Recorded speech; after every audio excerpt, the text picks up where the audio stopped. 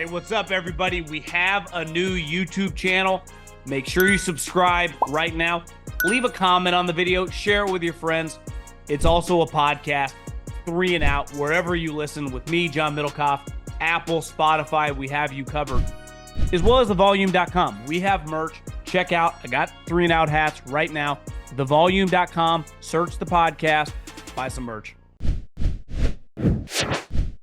Well, I was about to call it a night. I just was slamming some pizza, slammed a couple Oreos, definitely not my healthiest night, and looked down at my phone and saw a Russell Wilson post that he is officially a Pittsburgh Steeler.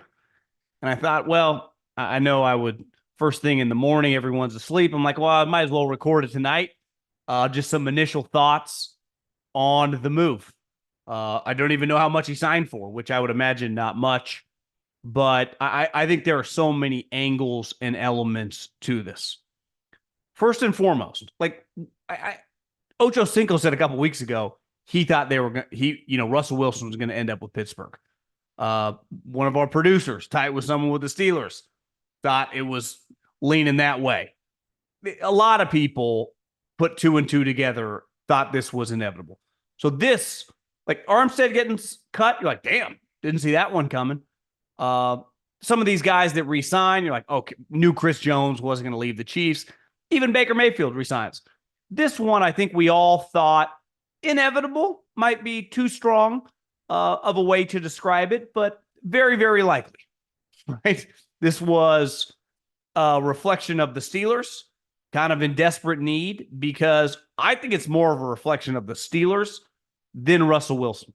Russell Wilson comes very cheap, and they're desperate. Well, why are they desperate at quarterback? Because in the history of the draft, guys like Mac Jones, who was just traded for a 6th-round pick, and Kenny Pickett, who, let's face it, is heading to the bench, were drafted in the 3rd and the 4th round. Guys with their physical attributes. You do not draft those guys at 15th and 20th overall if you plan on winning. Now, we have seen guys with similar attributes, like a Cousins, go on to become a good player. But he was drafted in the 4th round. The moment the Steelers took Kenny Pickett at number 20, I'm like, this is going to be a disaster. I'm not right all the time. Sometimes I'm wrong. I could see that one coming from a mile away because I saw the same fucking thing happen with Mac Jones. This is not going to work. Now, the difference is, now Kenny's been banged up, but like you could argue when they're both playing well, you would take Mac Jones. I don't want either. I don't want a guy with that physical skill set, especially in a division that has Lamar Jackson, who just won another MVP and clearly is one of the best players in the league. Joe Burrow, who, when healthy, is even better than him. How are you beating those two guys with Kenny Pickett? I don't give a shit how well you draft. And the Pittsburgh Steelers just showed you. They can say whatever they want, and teams do this all the time. Hey, we still believe in them. Nothing's promised. We told Russell, no, you do not sign Russell Wilson if you have full belief in Kenny Pickett to just be good. How could they believe that? Hint, they don't.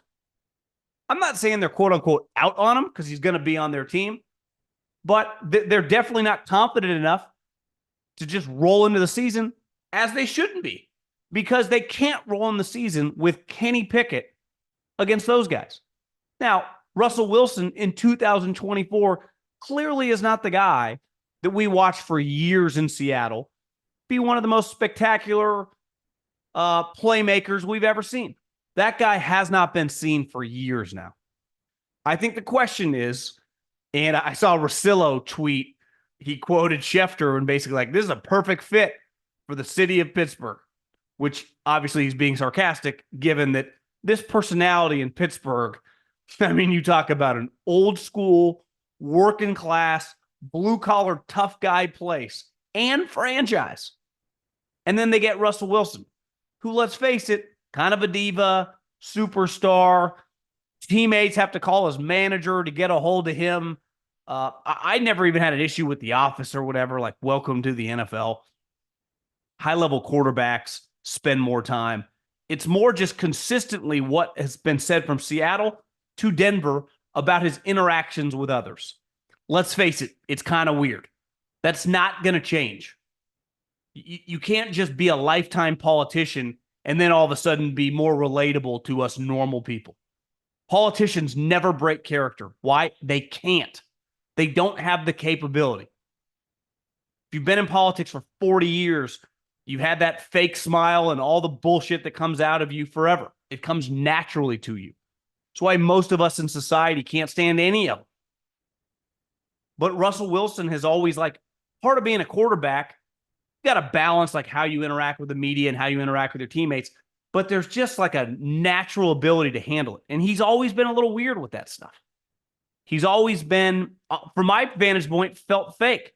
But if it goes on long enough, it might just be who he is. He's like a movie character almost. What's he going to act like? That to Cam Hayward and TJ Watt and Minkah Fitzpatrick? And most of all, Mike Tomlin? We can nitpick Mike Tomlin, his overall recent record as a head coach in terms of being an elite guy. He clearly has not been over the last 5-6 years. I mean, they haven't won a playoff game in like 7-8 years.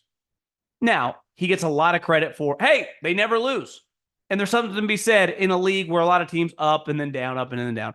They're always just, they've kind of peaked. And since Roethlisberger fell off a cliff, they've been in shambles in terms of their quarterback. And I think they're hoping to just, they know the Seattle MVP caliber player is not coming back.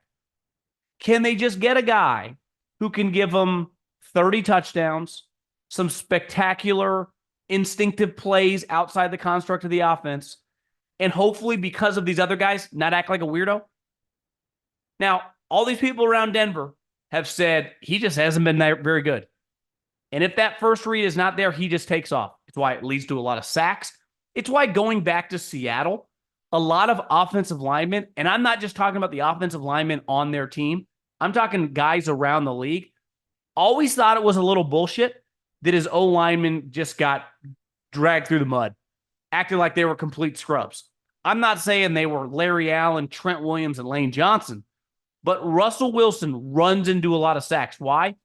He doesn't just sit there and pick you apart in the pocket. And part of that is like, he's not that tall, so he can't really see. And as the play progresses, maybe he has to scramble so he can look at people down the field. Now, overall, like, what kind of player are you getting? Because I don't see a player, if Burrow's healthy and obviously Lamar's healthy, those guys are dramatically better. Like, the gap is wide. Now, Cleveland, Deshaun Watson, can he be better than Deshaun Watson? The guy we've seen with the Browns for a year and a half when he's played has not been very good. He's had like one good half of football. And now he's coming off a major injury. So, like, to me, I think a successful year, like my initial reaction of like, if they win 10, 11 games, and can they win a playoff game? Because if they're the 7th or 6th seed, which I still think they would be in kind of that level, I'm not going to pick them to win the division. They're not better than Baltimore. And if Burrow's playing, they're not better than them either. Can you just win a playoff game? Because if you just do the same thing, 9, 10 wins, get to the playoffs, get bounced, you're kind of just here again. And you clearly admitted, like, Kenny Pickett is not our guy, which is the right thing to admit. Because the longer you don't acknowledge reality, I don't care what the situation is. If it's a job or a boss you despise, if it's a relationship you hate, if it's a quarterback that you know is not good enough, like, you can only put it off for so long till eventually you're like, I got to quit. We're breaking up. You're not my quarterback anymore.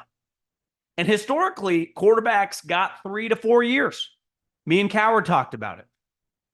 He was told by a bunch of GMs. Thanksgiving, 2nd year. By then, we got a pretty good idea. The Bears knew. I'd say halfway through this season, Justin Fields was not coming back.